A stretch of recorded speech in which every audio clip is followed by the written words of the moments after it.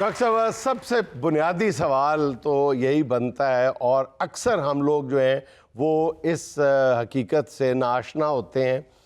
آپ سے ہم گائیڈنس چاہیں گے کہ آسان لفظوں میں ہمیں بتا دیں کہ سائیکیٹرسٹ میں اور سائیکالوجسٹ میں فرق کیا ہوتا ہے. عام طور پہ لوگ سائیکیٹرسٹ کو سائیکالوجسٹ اور سائیکالوجسٹ کو سائیکیٹرسٹ کہہ دیتے ہیں اور فرق کا پتہ نہیں ہوتا. ذرا آج ہمیں یہ تو سمجھا دیں. سائیکائٹرسٹ جو ہوتا ہے وہ MBBS ڈاکٹر ہوتا ہے, ٹھیک ہے, جس نے MBBS کیا ہوتا ہے وہ آگے پھر سائیکائٹری میں اسپیشلائزیشن کر کے FCPS کر کے ٹریننگ کر کے تو وہ پھر سائیکائٹرسٹ بنتا ہے اور وہ میڈیسنس پرسکرائب کرتا ہے. اچھا. لیکن جو سائیکالوجسٹ ہوتی ہیں وہ MSc BSc وغیرہ اس طرح سائیکالوجی کے سبجیکٹ میں کر کے اور وہ پھر تھیراپیز جو ہے نا, جیسے ہم جو بھی بریدنگ ایکسرسائزز وغیرہ ہوتی ہیں یا کسی بھی ڈپریشن کے لیے تھیراپی ہوتی ہے, اسکیزوفرینیا کے لیے سیشنز ہوتے ہیں, سیشنز ہوتے ہیں, کاؤنسلنگ سیشنز ہوتے ہیں, وہ زیادہ تر سائیکالوجسٹ کرتی ہیں. اچھا. اور سائیکیٹرسٹ جو ہے وہ یہ لازمی بات ہے کہ وہ میڈیسن ہی پرسکرائب کریں؟ جی سائیکائٹرسٹ صرف میڈیسن پرسکرائب کرتا ہے, لیکن کچھ سائیکائٹرسٹ ساتھ ساتھ میں تھوڑی تھیراپی بھی کر دیتے ہیں کیونکہ ظاہر ہے کاؤنسلنگ نہیں کرتے سائیکیٹرسٹ؟ بالکل کرتے ہیں, کاؤنسلنگ بھی کرتے ہیں. یہ اس کا مطلب ہے کہ اگر دو ٹوک لفظوں میں کہا جائے تو سائیکالوجسٹ جو ہے بنیادی فرق یہی ہے کہ سائیکالوجسٹ جو ہے وہ MSc BSc ہوگا, سائیکیٹرسٹ جو ہوگا اس نے باقاعدہ میڈیکل کی تعلیم حاصل کی ہوگی, MBBS یا MS ہوگی. اچھا ڈاکٹر صاحب آپ ہمیں یہ بتائیں کہ آج کل آپ کے پاس جو زیادہ پیشنٹ آتے ہیں وہ کس سلسلے میں ہوتے ہیں, ان کی کیا پرابلم ہوتی ہے زیادہ؟ دیکھیں ڈپینڈ کرتا ہے کہ اگر بچے آ رہے ہیں تو بچوں میں آج کل آٹزم اور ADHD جس کو ہم اٹینشن ڈیفیسٹ ہائپر ایکٹیو ڈس آرڈر کہتے ہیں, اس کے بچے بہت زیادہ آ رہے ہیں.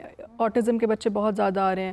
خواتین میں جو ہے وہ ڈپریشن اور انگزائٹی بہت زیادہ آ رہی ہے. بہت زیادہ. اور جو خواتین میں ڈپریشن اور انگزائٹی زیادہ ہوتی ہے, یعنی زیادہ ہوتی ہے یا زیادہ دیتی ہیں ڈپریشن؟ ان کے پاس زیادہ ہوتی ہے اس لیے تو دیتی ہے. ہاں, جو چیز ہوگی وہی دینی ہے نا. صحیح. اور اسی طریقے سے جو میرٹل ایشوز کے ساتھ کپلز ہیں وہ بہت زیادہ آ رہے ہیں. ایڈکشن بہت زیادہ کامن ہو گئی ہے, اسپیشلی جو آئس ایڈکشن ہے یا چرس کی ایڈکشن ہے.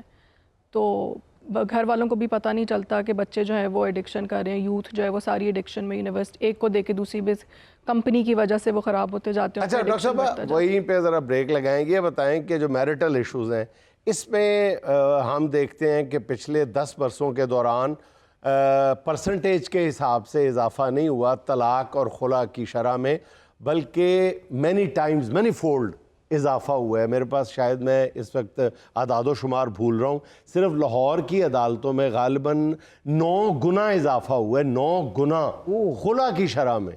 یعنی پہلے اگر 1 خلا ہوتی تھی تو آج 9 خلا کے کیسز سامنے آ رہے ہیں. تو اس میں بنیادی ذمہ داری کس پہ عائد کی جا سکتی ہے؟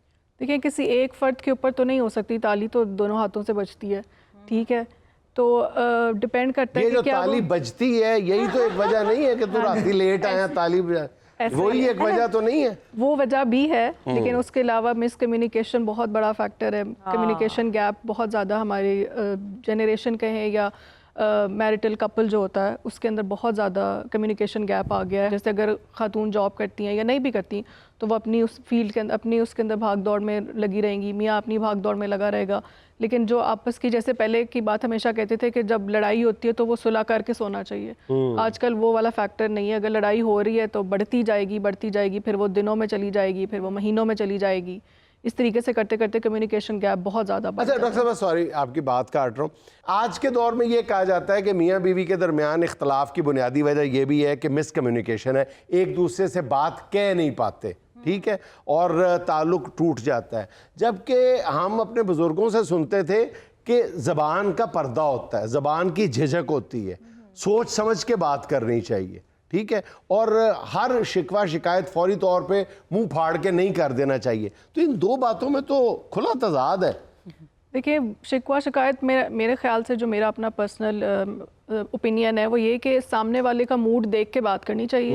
دونوں بندے اگر دونوں افراد غصے میں ایک دوسرے سے بات کریں گے تو جو جھجک والا پردہ ہے وہ تو ہٹے گا ہی.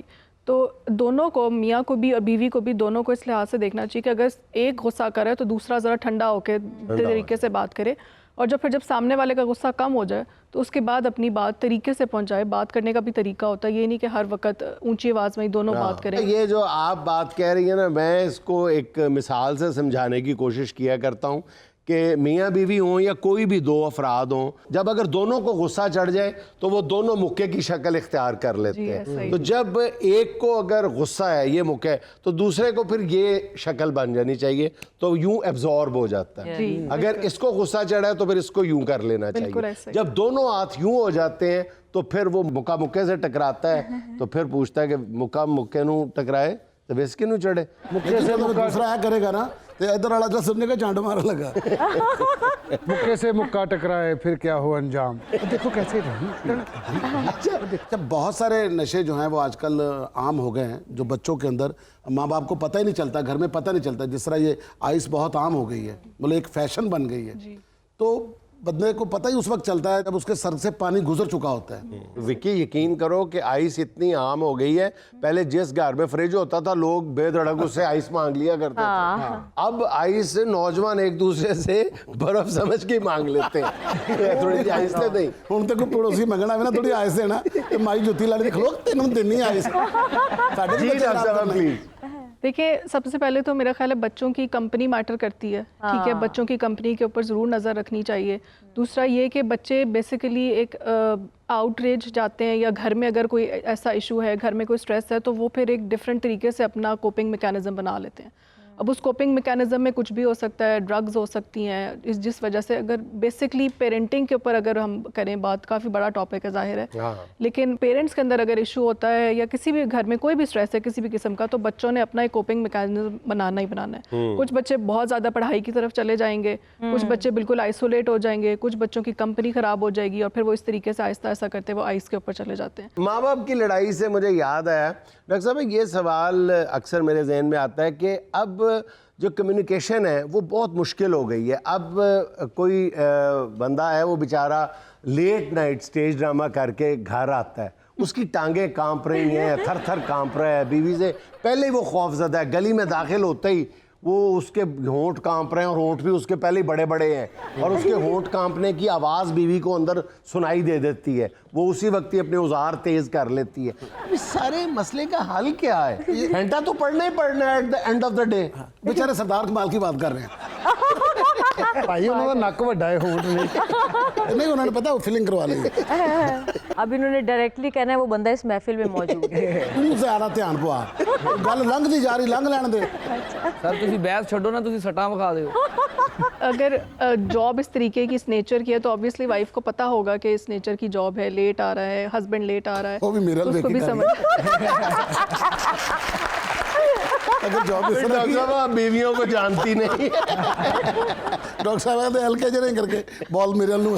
ڈاکٹر صاحب یہ خدا نہ خواستہ کسی گھر میں ایسی صورتحال پیدا ہو جائے کہ کوئی نوجوان یا کوئی فیملی ممبر جو ہے وہ ایڈکٹ ہو جاتا ہے، چاہے آئس کا چاہے کسی بھی نشے کا، بہت ہی افسوسناک صورتحال ہوتی ہے، تکلیف دہ صورتحال ہوتی ہے.